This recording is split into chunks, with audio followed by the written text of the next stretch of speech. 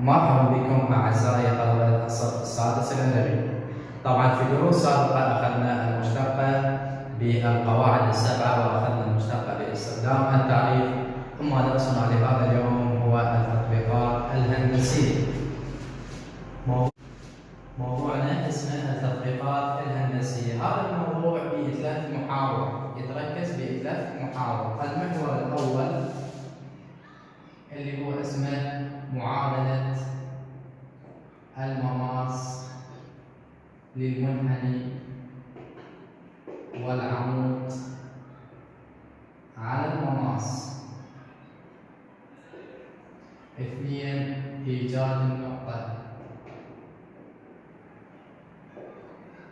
اللي هي متكونة من X و Y. والمحور الثالث اللي هو إيجاد المجاهيل. أقصد المجاهيل يعني مجهول A مجهول B، بحيث هذه المجاهيل تكون منتمات إلى الأعداد الحقيقية إلى R. إذا التطبيقات الهندسية، موضوع التطبيقات الهندسية بثلاث فروع أو ثلاث محاور. إن المحور الأول هو إيجاد معادلة المماس للمنحني أو العمود على المماس. 2. إيجاد النقطة اللي هي تتكون من X و Y.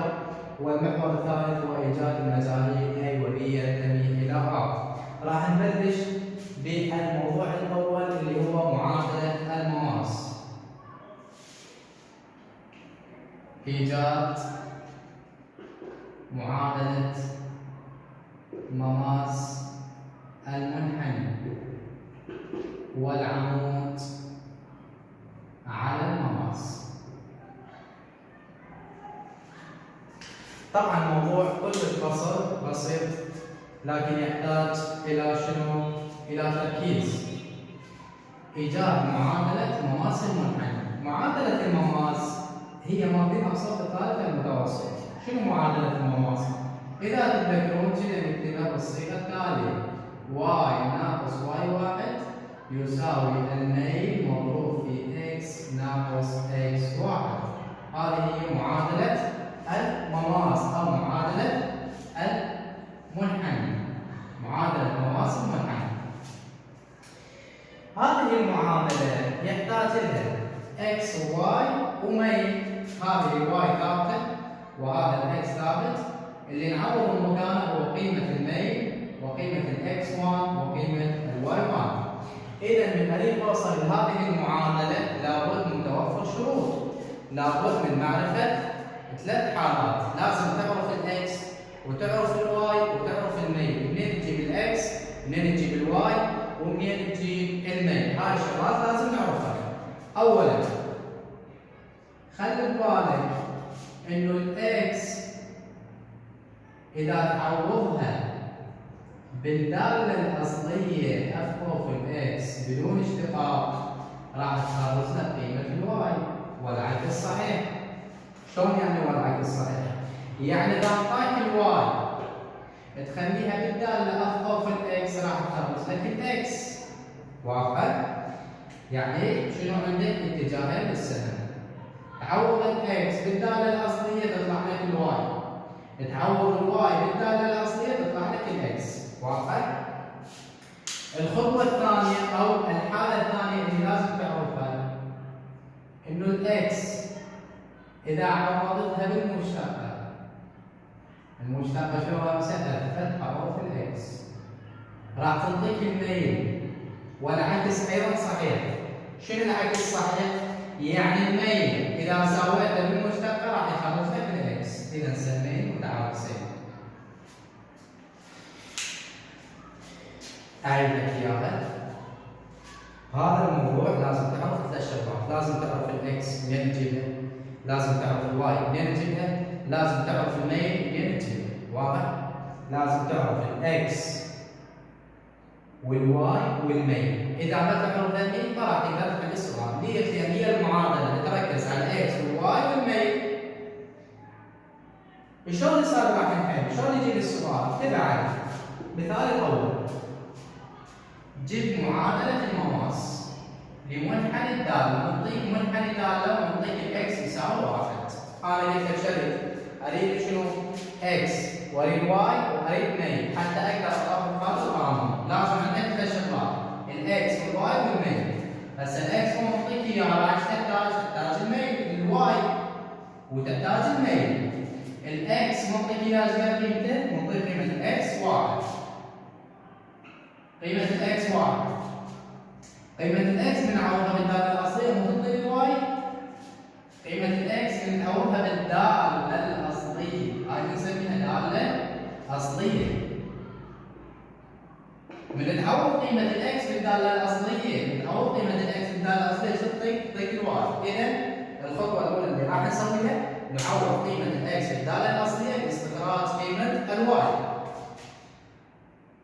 اف اوف الواحد راح اعوض قيمه الاكس بجذر واحد بالداله الاصليه يساوي اكس تربيع يعني واحد تربيع ناقص 5 اكس، 5 الاكس نكتبها 1 زائد 2.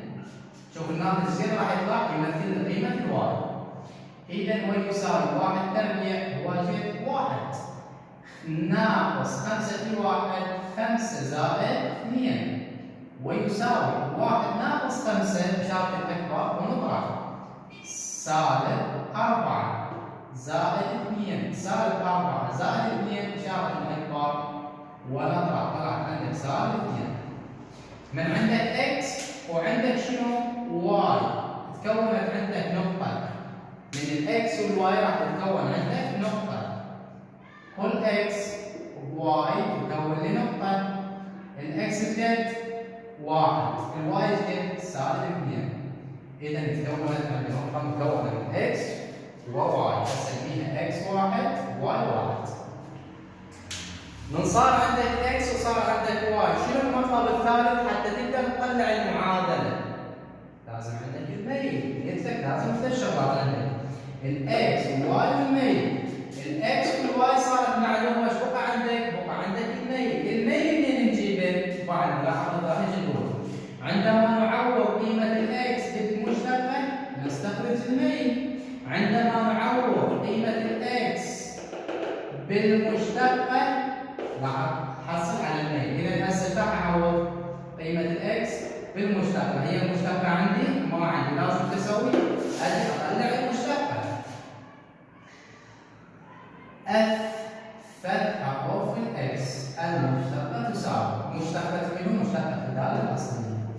الاكس تربيع شنو مشتقتها؟ الاثنين تنزل والاكس منقوص من اس 1 ناقص 5 اكس يعني 5 والاكس مشتقتها 1 يعني 5 في 1 زائد 2 يعني زائد صفر مشتقة الثابت صفر. واضح؟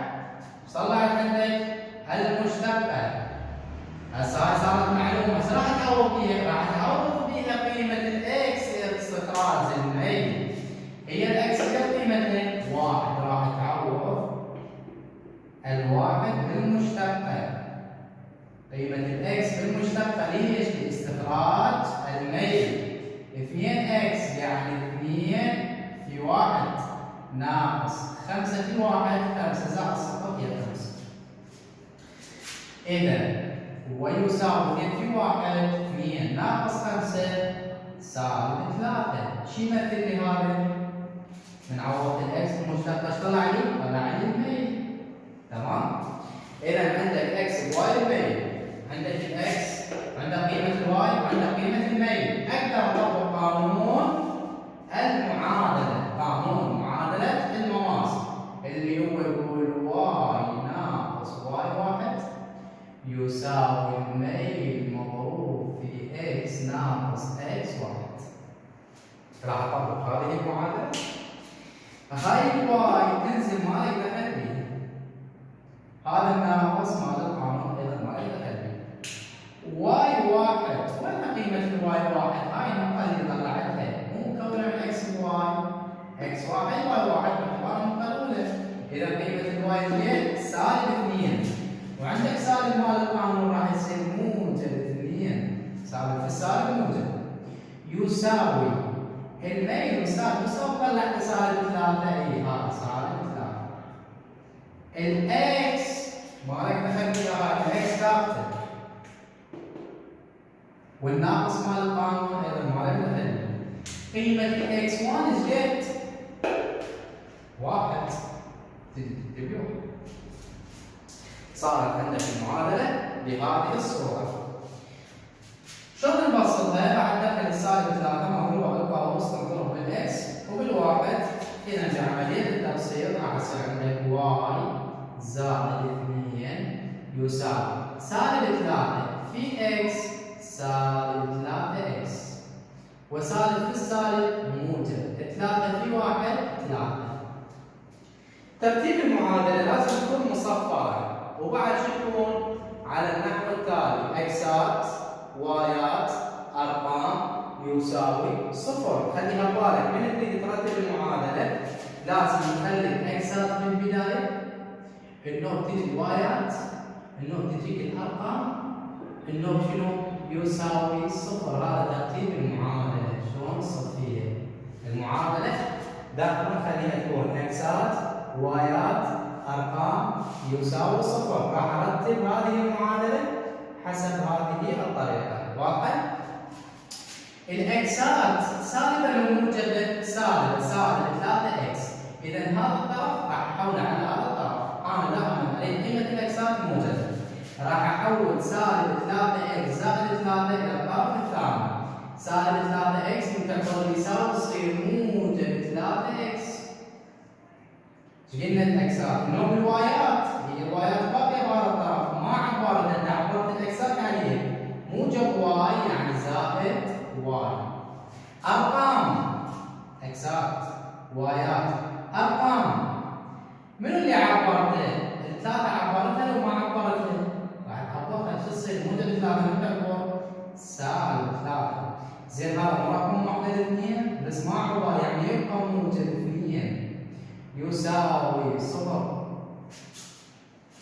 طيب 3 اكس زائد واي سالب 3 زائد 2 شكل اكبر سالب 1 يساوي صفر. اذا هذه هي معادلة المماس.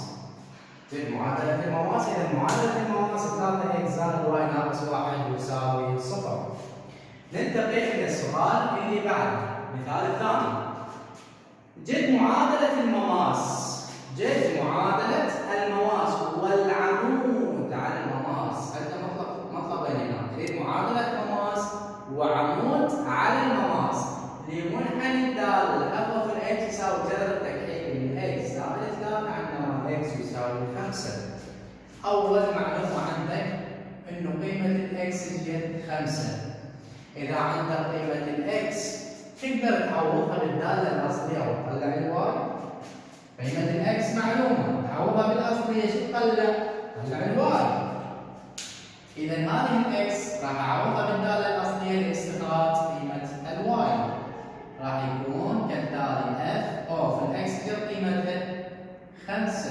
شلت الإكس خليت 5 يساوي الجذر التكعيبي كما هو إكس 5 زائد 3.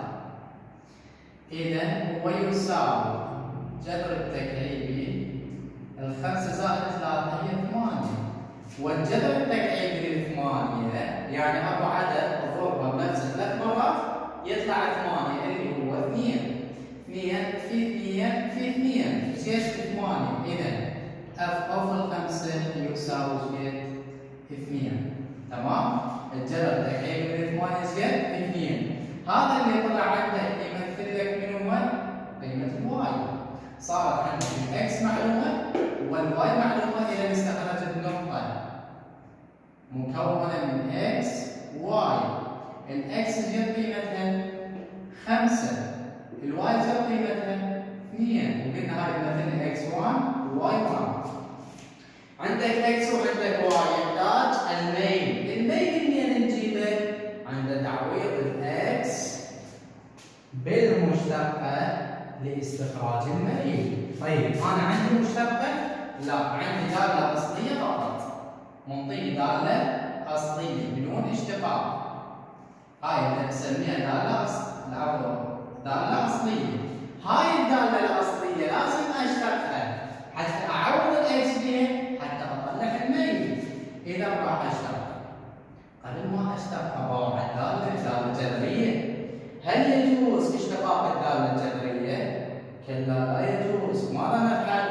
نحول الدالة الجذرية إلى دالة أسية. إذا بالتبسيط راح نحول الدالة الجذرية إلى دالة أسية. داخل القول جذر هو x زائد 3. الداخل عن الخارج. ايش قد الأس مال الداخل؟ أي كلمة ما بها أس قد 1. الخارج ايش قد؟ 3. إذا حولت الدالة الأسية إلى دالة جذرية. بعد أقدر أشتقها صارت قاعدة 7 قوس مفتوح إلى أس. شنو المشتقة مالتها؟ الفتحة أو في الإكس يساوي. شنو المشتقة مالتها؟ الأس ينزل كما هو، القوس نفسه من قوس من أس 1. لكن إذا أنا عندي الأس كسر موجب. إذا كان كسر موجب نطرح نقول 1 ناقص 3 سالب 2 على 3 في مشتقة داخل القوس. شنو مشتقة الإكس؟ 1 زائد 3 يعني زائد 0. تريد تكتب زائد 0 أو ما تكتب نفس الشيء. 1 زائد 0 أيضا راح يبقى 1. ما يحتاج كده. طيب هذه هي شنو؟ المشتقة. بها تبسيط الفتحة أو في الإكس يساوي. قلنا أي كسر سالب ينزل مقام. إذا صار عندك بسط ومقام. عندك 1 على 3 عندك بسط ومقام. الواحد هو بالبسط والمقام ايش قد؟ 3. x زائد 3 أس سالب على 2. هذا الأس السالب وينزل جوا يصير موجب. x زائد 3 أس 2 على 3. تمام؟ الدالة الأسية أقدر أرجعها إلى دالة جذرية.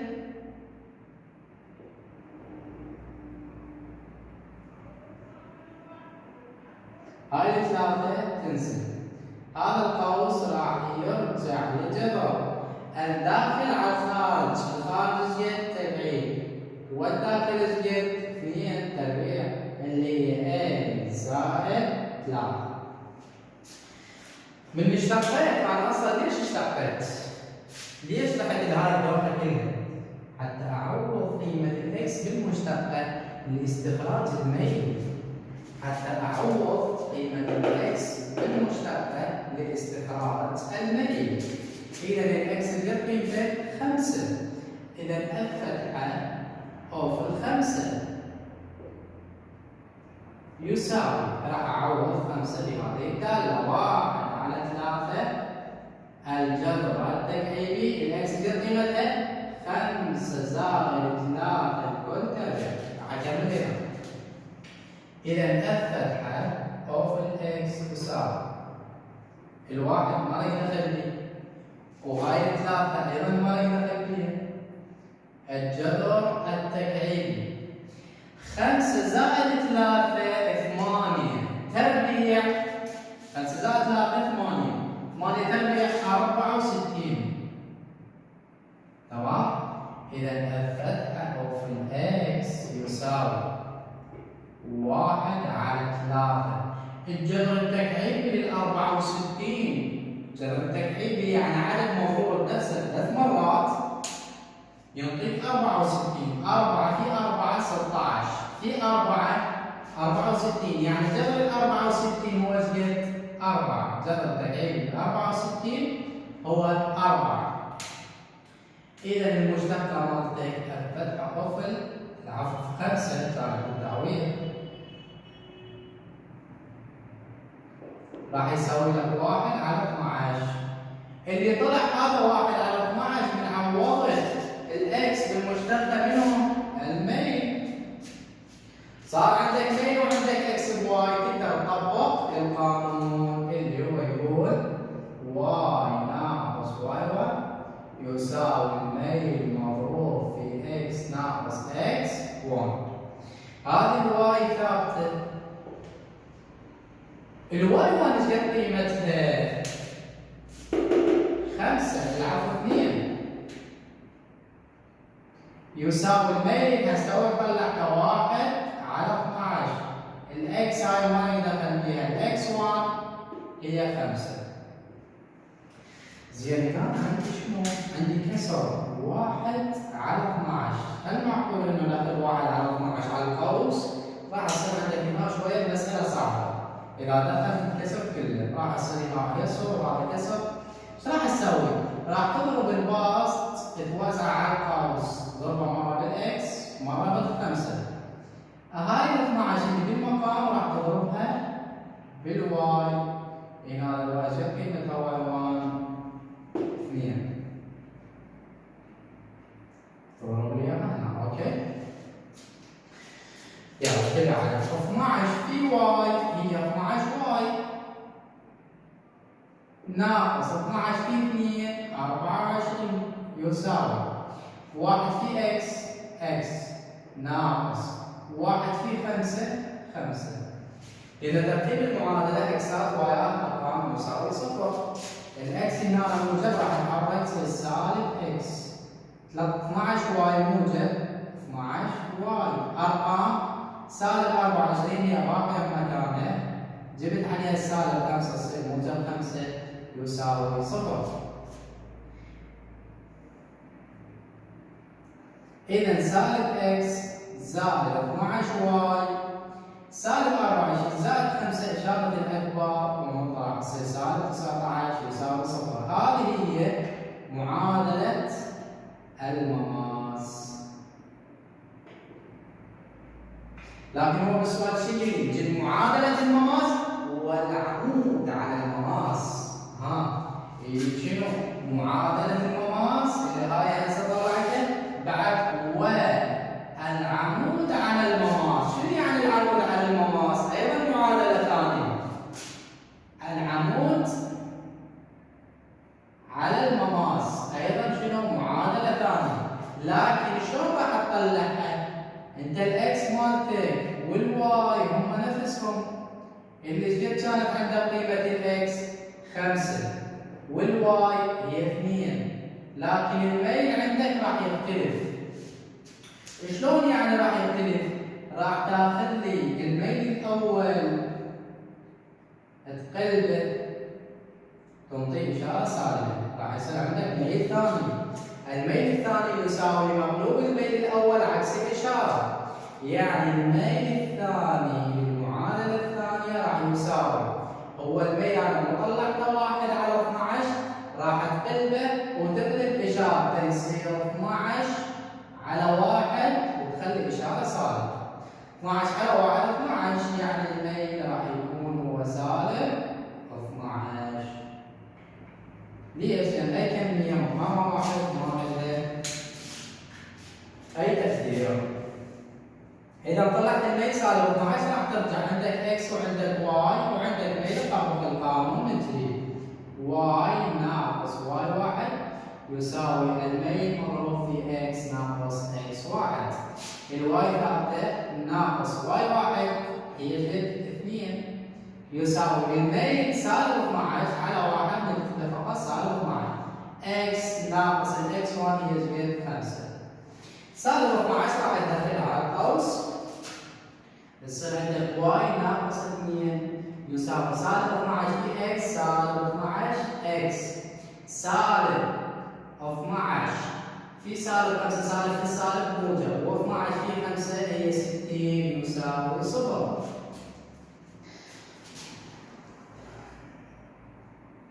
اجزاء وايات ارقام يساوي 0. سالب 12 اكس تجيبها الى هذا الطرف تصير 12 اكس هنا موجب واي زائد واي ناقص 2 ما حولته سالب 60 راح يتحول للطرف الثاني يساوي 0. اذا 12 اكس زائد واي اشارتين مشابهه سالب 62 يساوي 0. هذه هي معادله العمود على المماس.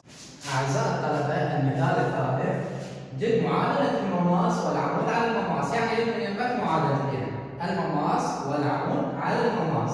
لمنحنى الداله واي يساوي 2 اكس زائد 1 3 ناقص اكس عندما الواي يساوي 5. لازم شنو تتوفر عندك 3 شغلات. لازم عندك الاكس والواي والميل. هسه هو الواي يعطيك اياها، لازم شو تدور لي عن الاكس والميل. اذا اعطاك الواي تقدر تجيب الاكس من تعويض الواي بالداله الاصليه، يعني تقدر تعوض قيمه الواي بالداله الاصليه حتى تجيب الاكس.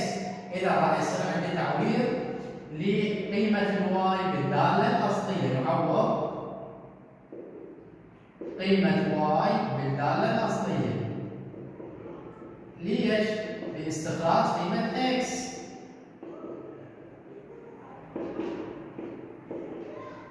الواي يساوي 5، هذه الواي راح اشيل في مكانها 5 يساوي، هذا راح ينزل كمان 2 اكس زائد 1، ما عندنا قيمه الواي حتى تعطيها 3 ناقص اكس.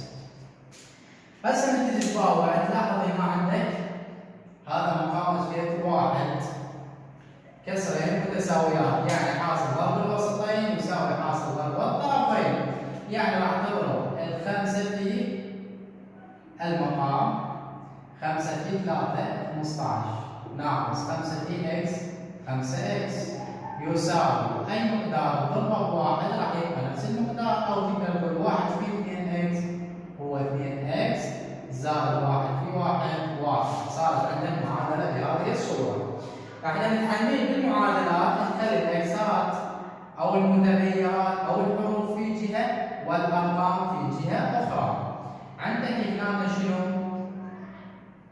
سالب 5 اكس، وهنا عندنا موجب 2 اكس، راح نخلي الاكسات في جهه اليسار والارقام في جهه اليمين، يعني هذا بس رقم مكانه هنا لازم يتحول. هذا شنو؟ بمتغير لازم نجيبه الى جهه اليسار، ايش راح يصير عندك؟ سالب 5 اكس، طبعا هذا راح يروح سالب 5 اكس اللي هي ايش راح تجيب لنا 2 اكس من تحول اليسار راح يصير سالب 2 اكس يساوي 1 باقي مكانه، وال 15 من تحول الى سالب 15. تمام؟ سالب 5 اكس سالب 2 اكس هي سالب 7 اكس، يعني الاشارات متشابهه. 1 ناقص 15 اشاره الاكبر ونضرب. الاشاره السالبه تختصر مع الاشاره السالبه، وقع عندك 7 اكس يساوي 14، نقسم على معامل اكس اللي هو زين 7، اقسم المعادله على 7 اكس على 7 يساوي 14 على زين على 7، هذه السبعه وياي 7، اذا الاكس يساوي 14 تقسيم 7 2. طلعت قيمه الاكس وعندك قيمه الواي تساوي زين 5. عندنا قيمتين للاكس والواي، اذا شوف ايش نحتاج بعد؟ نحتاج قيمه الميل، نحتاج بعد الميل حتى نقدر نكتب معادله المستقيم.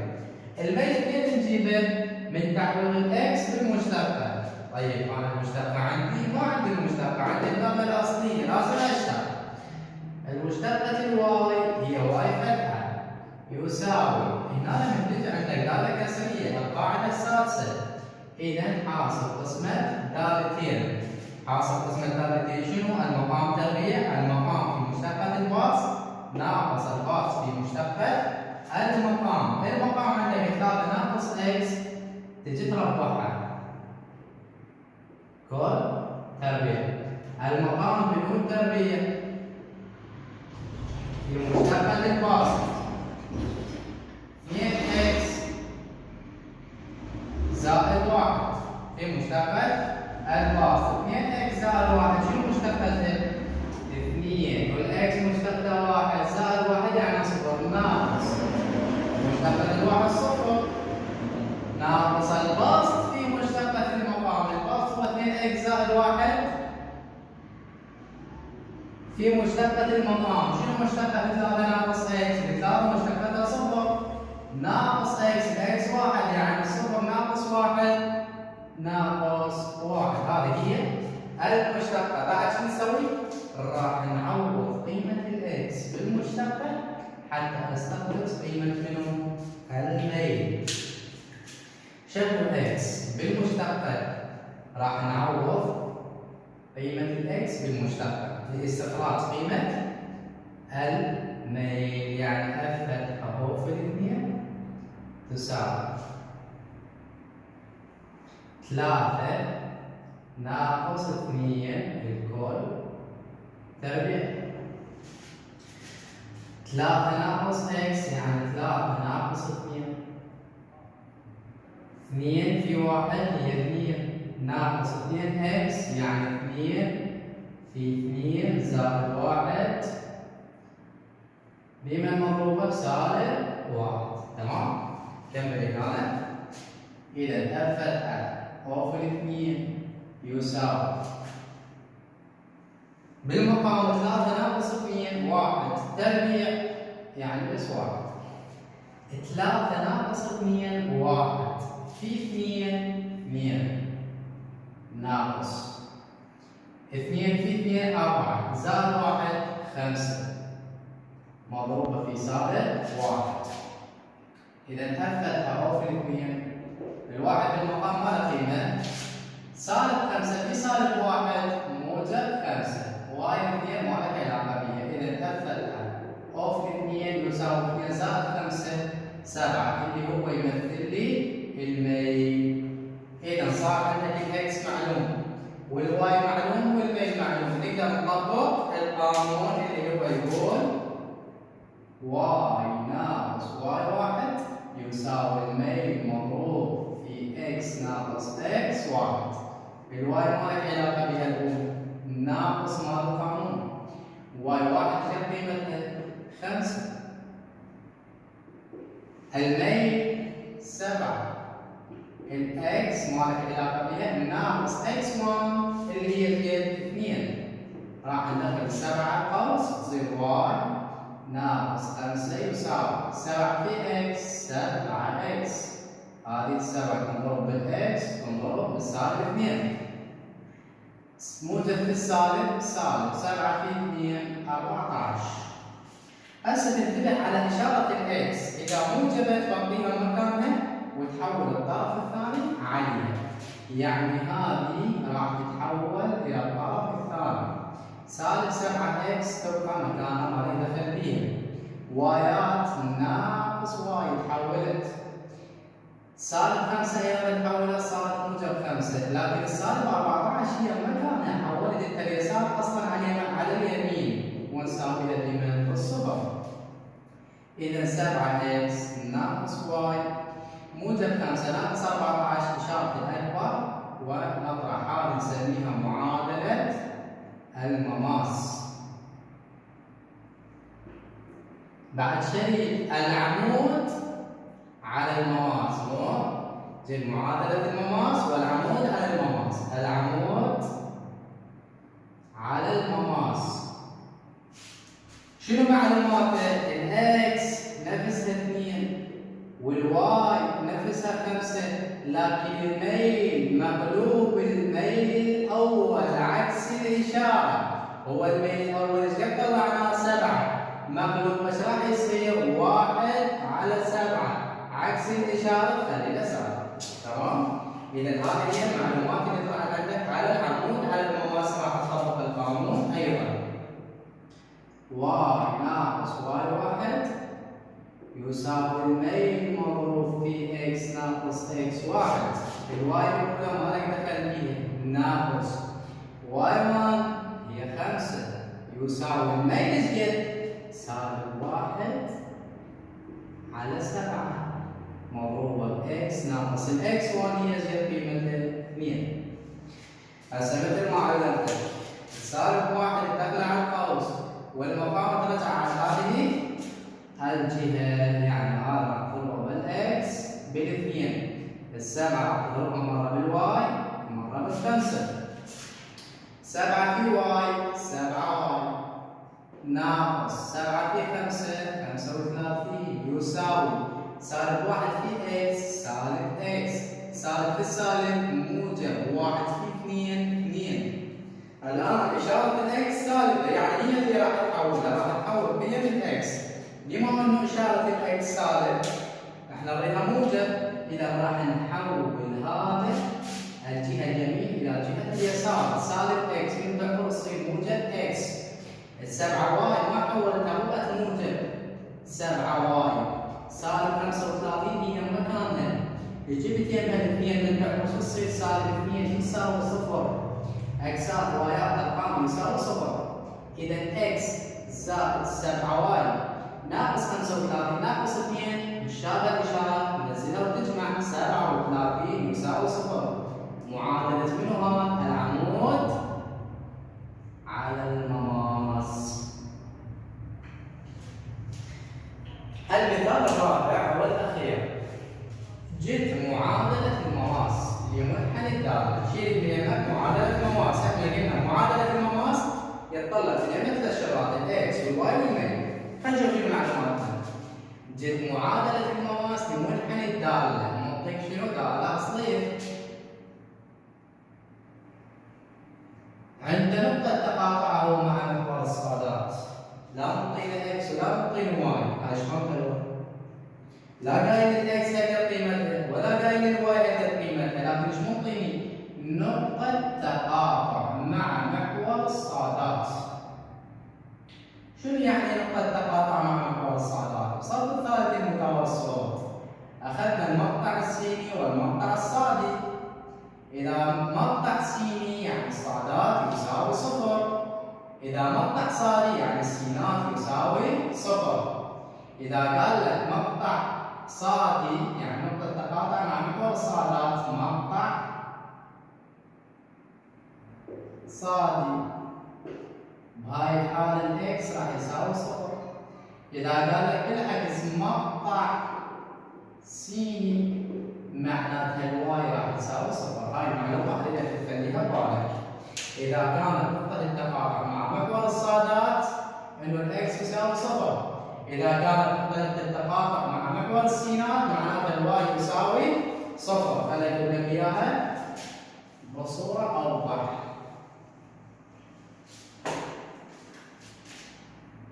إذا كانت نقطة التقاطع مع محور الصادات فهذا يعني أن الإكس يساوي صفر.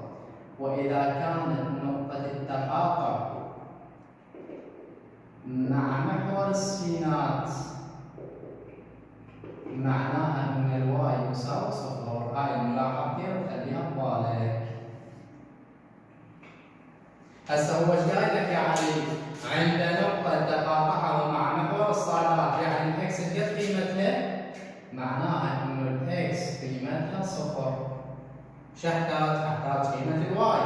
الإكس وين أعوضها وأطلع قيمة الواي؟ بالدالة الأصلية. الدالة الأصلية هي أف في الإكس يساوي إكس تربيع زائد 1. راح أعوض قيمة الإكس بالدالة الأصلية حتى أستخرج قيمة واي. إكس تربيع يعني صفر تربيع زائد 1. صفر تربيع صفر زائد 1 يساوي 1. هذه هي قيمة واي. إذا عندي صارت نقطة مكونة من إكس صفر والواي جت 1. عندك إكس وعندك واي. الإكس جت صفر، الواي جت 1. ايش تحتاج بعد؟ الميل. من نطلع قيمة الميل لو تقدر تكتب القانون اللي هو واي ناقص واي 1 يساوي إكس ناقص الميل مضروب في إكس ناقص إكس 1. الميل منين نجيبه؟ مو نجيبه من تعويض الاكس بالمشتقة.